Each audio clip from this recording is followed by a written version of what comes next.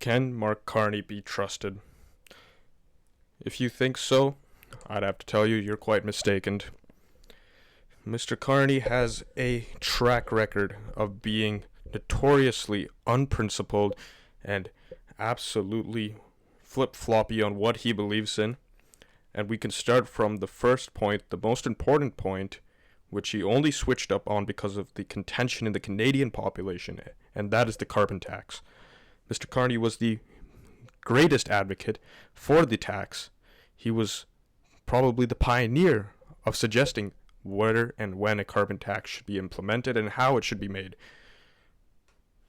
If we look back a couple of years ago, and this has been pointed out by the Conservatives, it is that in Carney's own words, he has always been a corporate missionary for global carbon taxes. And he said that he thinks that Justin Trudeau's carbon tax is not high enough. He thinks that the carbon tax should be even more high, it should be even more widely implemented, and it should be forced upon the people so that they can force change on the climate in their own way and the way they want it to happen. Not to the will of the people, not to what's realistic or practical, but rather what they want to happen.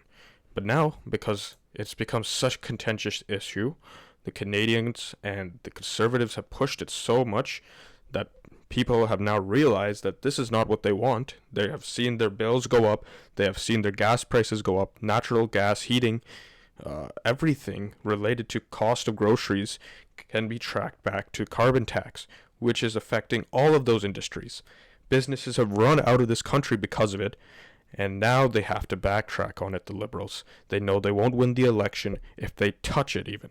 However, can you trust them that they won't, after they get elected, be able to touch the carbon tax again? Will they touch it again? Will they implement it again? Well, what is Carney saying right now about it? So he said that he's going to scrap the consumer carbon tax. However, he's going to improve and tighten the existing cap-and-trade regime covering large industrial emitters, known as output-based pricing systems, which is another name for a carbon tax on corporations. How will this affect you? Even though the consumer carbon tax will be removed, the corporate carbon tax will continue to affect the cost of your gas, your groceries, your anything related to industries that somehow incorporate the carbon or carbon-based something in their production somehow. Maybe it's trucks driving or it's the oil they produce. It can be anything.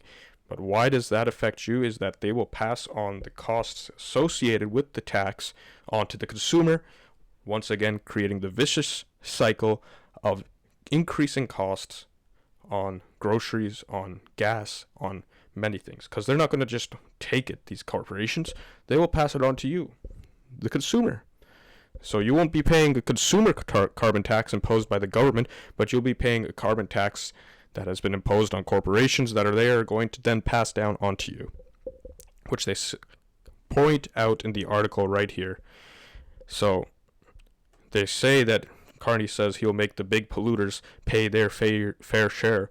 However, we have tried and been through this method, and we have seen that it does not create cost savings for Canadians. And the rebates that we receive do not compensate for the costs. The PBO, the Parliamentary Budget Officer, said this. The Liberals pushed back and maintained his position that the price and the cost of the carbon tax was indeed more than what we get back in the rebates and savings. The next point is if you elect the Liberals again, those same people who imposed this bloody tax onto you, the people who masterminded it, are now going to be in charge. Do you think they care what you have to say? Do you think they want to hear what you have to say in the first place when they imposed this for so long with such, pushback? They still continue to undermine the Canadian people and the wants of the Canadian peoples then, and they will do it in the future. Next point on whether you can trust Mr. Carney or not is that, let's see, here it is that He says one thing where in one place, and he says another thing in another place. Let's take, for example, pipelines. We can know for a fact that Carney has been a green climate advocate, one of the biggest in the finance industry and in actually public policy across the world.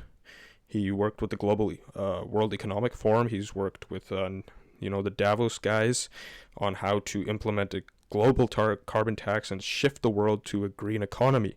He created a fund where he got the biggest investors and banks in the world to join in on and try to invest to shift the economy of the world into a green economy.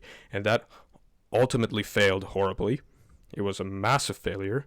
And that's not only because just the politics of the world changed. No, it's because the idea of green investing and ESG scores and ESG investing was a farce, basically. It was not based in any fundamentals. It was a new idea that came basically out of nowhere, out of the back pockets of some small group of technocrats, and it failed horribly. It's not there anymore. The fund is done. The fund has been wrapped up, and no result came out of it. The green investing era is finished. Investors, corporations, banks have shifted away from that idea of ESG investing, and they have moved on. They moved on and they dropped Carney and his ideologies. But now the Liberal Party has instead picked up on his little wave of climate change, ideologies.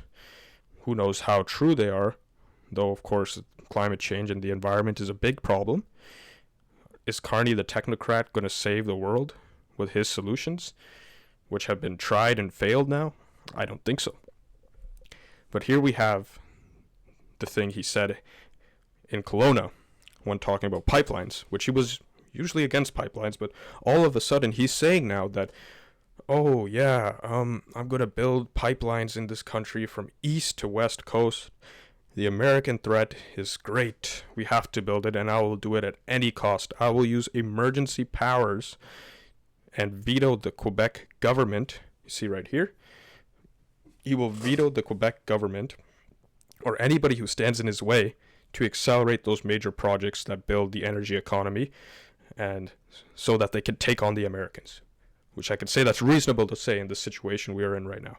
But then 5 days later, he goes in French language in Quebec, and he says that he wouldn't apply emergency powers onto Quebec, which is the most crucial factor of the pipeline from east to west, because Quebec is the main block there that is not allowing the pipeline to be built.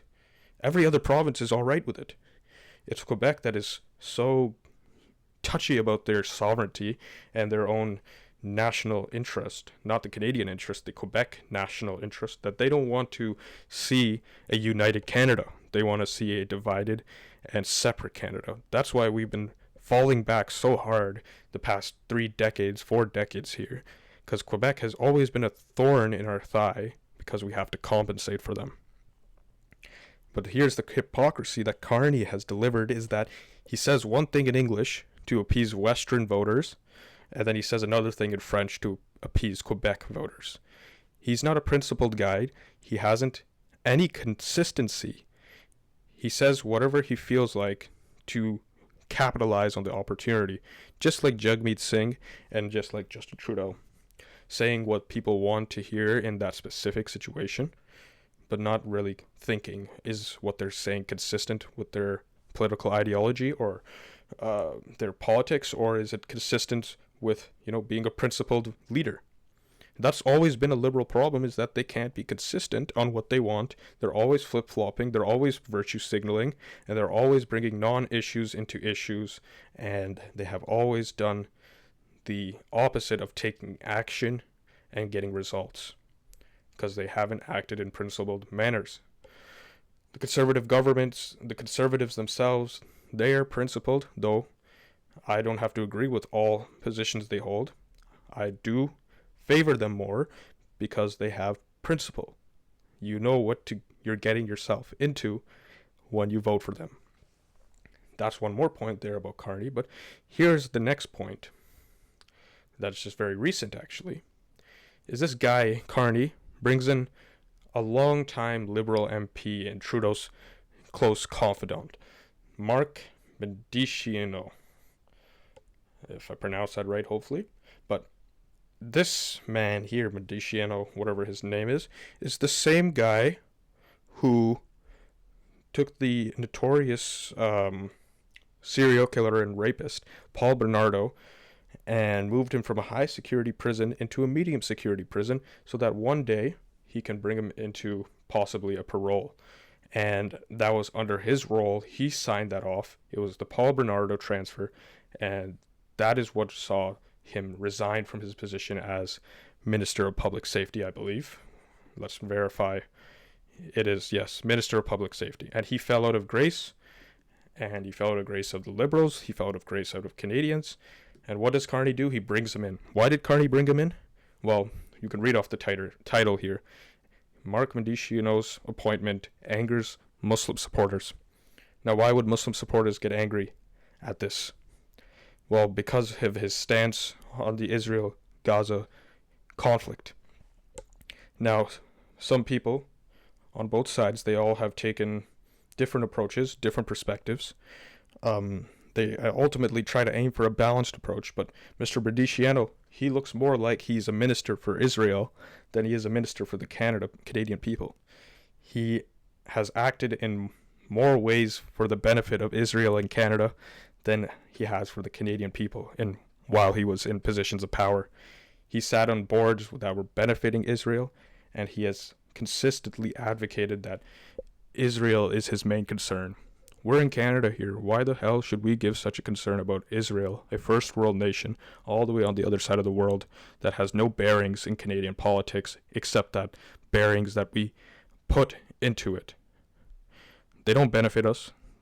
They don't give us any positive news from their side of the world. They always bring us trouble, and they always get us into more issues and bring in their issues and impose them onto Canada. They can't just sit quietly there, and they make and brainwash these Canadian politicians into fighting for Israel instead of Canada. Remember, we're Canadians here, not Israelis. And Mark Medicino, he is more of an Israeli supporter than he is a Canadian supporter. That's one more thing. That's who Carney is now brought in. What can you expect from that? If this man comes into power, you can expect Canada become a more divisive place, a more contentious place, and a more, a place not for all Canadians.